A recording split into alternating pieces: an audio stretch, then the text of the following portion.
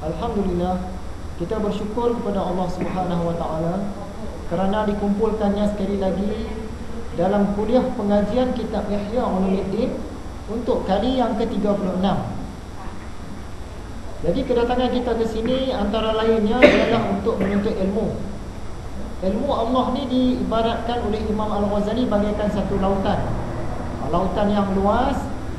Para ulama, para nabi, para wali pun berenang di tepi lautan itu sahaja. Yang di tengah lautan tu siapa pun tak tahu. Yang di dalam lautan tu siapa pun tak tahu. Yang di dasar lautan tu lagi lah siapa tak tahu. Begitulah luasnya ilmu Allah.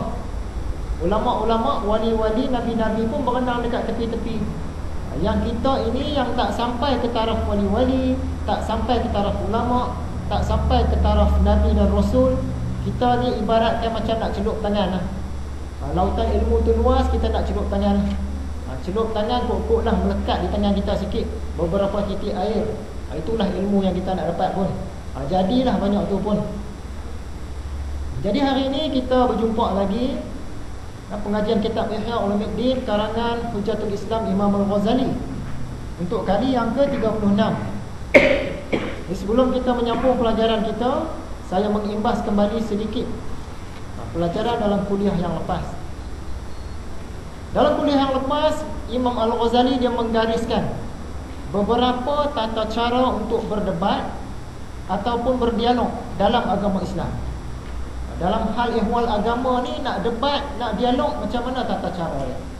Bukan tak boleh langsung, boleh, tapi ada tata cara dia. Imam Ghazali menggariskan 8 tata cara nak berdebat tentang hal ihwal agama. Kita imbas bagi. Yang pertama, orang yang nak berdebat tentang ilmu agama ni, dia mestilah selesai yang fardu ain. Kalau yang fardu ain pun dia tak selesai, tiba-tiba dia nak bincang benda yang tinggi-tinggi, yang tu tak sesuai, tak boleh. Fardu ain pun tak selesai lagi, dia dah nak bincang hal ihwal khilaf, yang tu pun tak sesuai.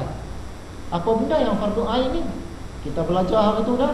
Fardu ain ni ialah ilmu mukasyafah dan ilmu muamalah. Kadang-kadang orang yang berdebat ini, dia belum selesai pun ilmu mukasyafah dan ilmu muamalah. Sedangkan dua-dua ilmu ini merupakan jalan ke akhirat. Tak ada dua ilmu ini, seolah-olahnya tak adalah jalan kita menuju ke akhirat sana. Jadi kadang-kadang orang yang sibuk berdebat ni, dia tak selesai lagi pelajaran ilmu mukasyafah dan ilmu muamalah dia.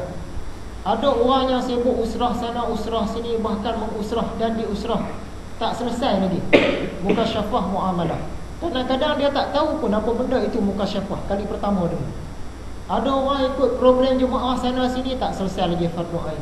Ada orang berdakwah sana sini, dalam negara, luar negara, atas negara, bawah negara, belum selesai lagi mukasyafah dan muamalah. Ada orang suluk sana suluk sini, zikir beribu sehari, tak selesai juga lagi. Ada orang kuliah sana sini, mengajar sana sini, jadi tok guru, jadi ustaz.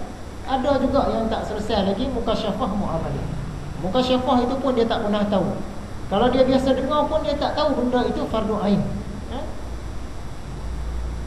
Jadi orang yang nak terlibat dalam perdebatan ini, sebaik-baiknya, sepatutnya selesai yang fardu ain dulu.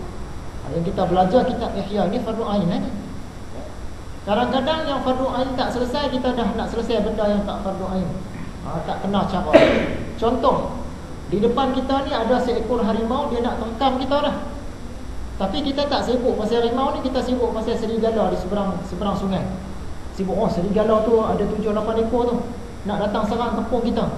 Sekali dia lintas sungai tu, habis kampung kita ni. Yang harimau depan dia buat tak tahu dah.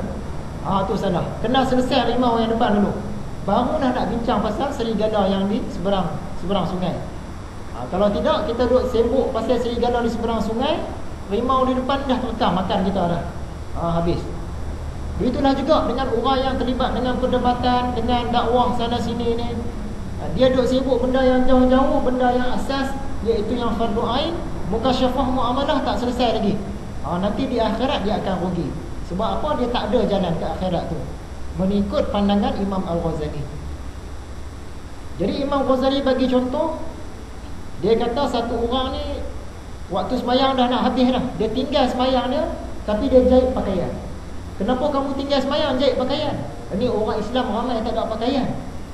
Ni fardu kifayah kena buat pakaian ni. Jadi aku jahit pakaian. Disebabkan dia nak menyediakan pakaian bagi umat Islam, dia punya solat fardu dia tinggal. Salahlah cara macam tu. Yang kedua, sesiapa yang nak terlibat dalam perdebatan dialog agama ini, dia kena selesaikan yang fardu kifayah yang lebih penting. Imam Ghazali bagi contoh,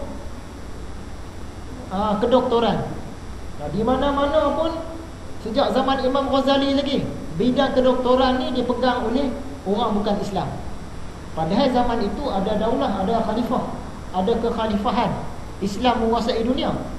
Tapi bidang doktor masih dipegang oleh orang bukan Islam sampailah hari ini. Sebab apa? Orang-orang yang minat dengan agama, ada pengetahuan dengan agama, dia duk tumpu bidang agama je.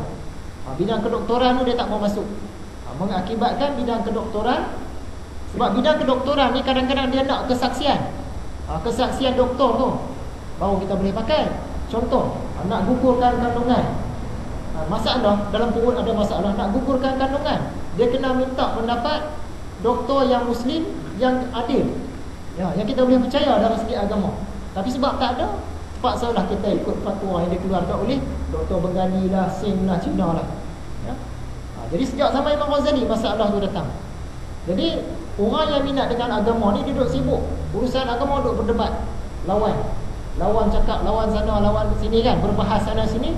Bidang kedoktoran dia tinggal, yang tu pun tak boleh.